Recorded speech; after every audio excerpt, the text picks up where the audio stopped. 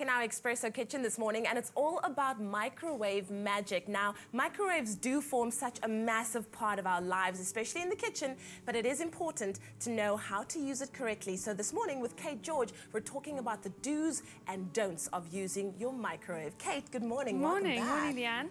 Yeah, so basically there are a few simple rules with a microwave. Obviously, little ones like you need to always keep it clean. Yes. It can be a haven for bacteria and germs, so you want to keep your microwave as clean as possible. And it's also important to look at whatever you're putting in the microwave. You always want to make sure it's microwave safe. Okay. So, especially things like plastic, because they can melt and end up in your food and contaminate your food. Also important to know the wattage of your microwave. A nice easy test is to just take a cup of water in a glass jug. All right. Obviously microwave safe glass jug. Course. Pop it in your microwave and put it on high.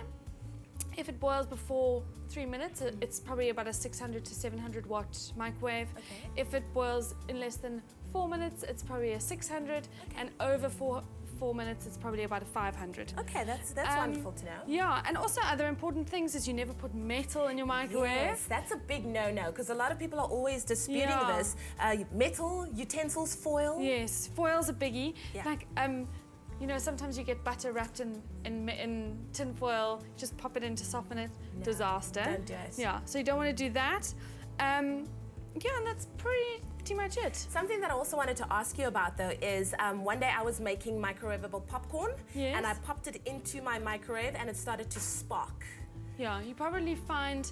Also, you've got to be careful that you don't just put nothing in your microwave. I should have put it in a bowl, right? Yeah. Yes. Sometimes it depends on the microwave popcorn, but sometimes it does work better in a bowl. But also another big rule is don't leave nothing in it, because it messes with the magnetron. Wonderful. Well, thank you so much, Kate, for those do's and don'ts. The thing is, at the end of the day, microwaves form such a massive part of our lives, so make sure that you use it correctly in order to get the maximum benefit. We're getting the maximum benefit out of it by cooking a very delicious chocolate lava cake in a mug, just how I like it. We'll be right back after this.